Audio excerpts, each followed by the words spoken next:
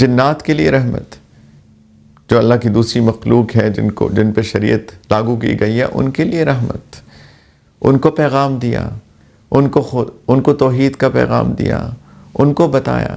ہمیں کہا گیا کہ اپنے جن بھائیوں کو تکلیف مت دیا کرو، فرمایا کہ ہڈی سے استنجا مت کیا کرو کیونکہ ہڈی تمہارے جن بھائیوں کی خوراک ہے۔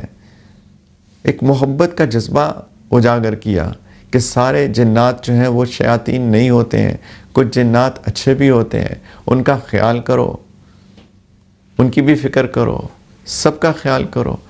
اللہ کے رسول صلی اللہ علیہ وسلم نے جیسے اپنی نجی زندگی گزاری، اپنی پرائیویٹ زندگی گزاری، اپنی گھریلو زندگی گزاری، جس طرح گھر میں ان کا سلوک تھا اپنے گھر والوں کے ساتھ، کس طریقے سے رات کو تہجد کے لیے اٹھتے تھے اور پتہ بھی نہیں چلتا تھا ان کی اہلیہ کو، ہماری والدہ کو، امہات المومنین کو کہ اللہ کے رسول صلی اللہ علیہ وسلم اٹھے ہیں، کیونکہ اللہ کے رسول صلی اللہ علیہ وسلم اکثر حصہ رات کا عبادت میں گزارتے تھے اور پتہ بھی نہیں چلتا تھا کب اٹھے، کب وضو کیا، کب کھڑے ہو گئے نماز کے لیے، تاکہ کسی کو تکلیف نہ ہو۔ گھر میں جو آرام کر رہا ہے اس کو آرام کرنے دو۔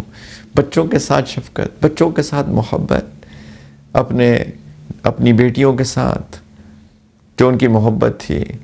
سیدہ فاطمہ رضی اللہ تعالی عنہ تشریف لاتی تھی تو ان کے ادب میں آپ کھڑے ہو جاتے تھے، ان کو اپنی جگہ ان کو بٹھاتے تھے اپنے ساتھ، اپنی چادر پھیلاتے تھے ان کے لیے، ان کے ماتھے پہ بوسہ دیتے تھے، محبت دکھاتے تھے۔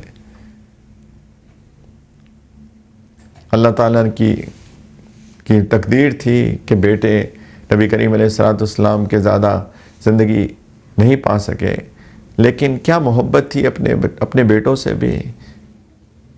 سیدنا ابراہیم رضی اللہ تعالی عنہ نبی کریم علیہ السلام کے بیٹے 16 مہینے کے تھے، جب پتہ چلا کہ ان کی طبیعت بہت بگڑ رہی ہے تو تشریف لائے اور بیٹے کو گود میں اٹھایا محبت کے ساتھ، پیار کے ساتھ، اور بیٹا گود میں دم توڑ دیتا ہے اور اللہ کے رسول صلی اللہ علیہ وسلم کی آنکھوں سے آنسو جاری ہو جاتے ہیں۔ اور سیدنا عبد الرحمن ابن عوف رضی اللہ تعالی عنہ ساتھ تھے اور وہ سیکھ رہے تھے صحابہ، اور انہوں نے دیکھا کہ نبی کریم علیہ السلام کی آنکھوں سے آنسو جاری ہیں تو فرمایا وَأَنْتَ یا رسول اللہ، کہ آپ رو رہے ہیں یا رسول اللہ، یعنی ہمیں تو آپ نے صبر کا درس دیا، تو کیا صبر کے اندر یہ شامل ہے کہ رویا بھی نہ جائے؟ تو انہوں نے فرمایا یا ابن عوف انہا رحمہ، ابن عوف یہ تو رحمت ہے، میرا دل نرم ہے، میرا بیٹا تھا، اس کا انتقال ہو گیا۔ فرمایا ان القلب یحزن ان العین تدمع وان القلب یحزن، کہ میری آنکھیں رو رہی ہیں عبد الرحمن اور میرا دل بہت اداس ہے۔ وما نقول الا ما یرضی ربنا، لیکن ہم وہی بات کہیں گے جس سے ہمارا رب راضی ہوگا۔ انا للہ وانا الیہ راجعون، لیکن فرمایا وَإِنَّا بِفِرَاقِكَ يَا إِبْرَاهِيمُ لَمَحْزُونُونَ، ابراہیم تمہاری جدائی پہ دل بہت اداس ہے۔ بیٹے کی محبت، اولاد سے پیار، پوتوں سے پیار، نواسوں سے پیار۔ سیدنا حسن سیدنا حسین رضی اللہ عنہما ان کو اپنی گود میں بٹھاتے تھے، ان کو چومتے تھے، ان سے پیار کرتے تھے۔ ایک دفعہ مجلس میں لوگوں کے ساتھ گود میں بٹھایا، ان کو پیار کیا، ان کو پیار کیا۔ ایک اعرابی، ایک بدو، ایک دیہاتی شخص، انہوں نے دیکھا کہ اللہ کے رسول صلی اللہ علیہ وسلم اپنے بچوں کو پیار کر رہے ہیں، ان کو بوسہ دے رہے ہیں، تو فرمایا کہ کیا آپ بچوں کو چومتے ہیں؟ میرے تو 10 بچے ہیں، میں نے تو ان میں سے کسی کو بھی نہیں چوما کبھی۔ اللہ کے رسول صلی اللہ علیہ وسلم کا دل بڑا اداس ہوا یہ بات سن کے، فرمایا کہ اگر اللہ کسی کے دل سے نرمی، رحمت نکال دے تو میں کیا کروں؟ یہ تو اللہ کی رحمت ہے کہ بچوں سے پیار کریں۔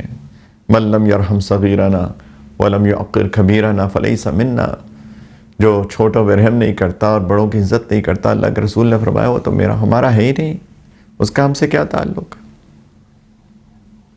یہ ہے رحمت، یہ ہے محبت۔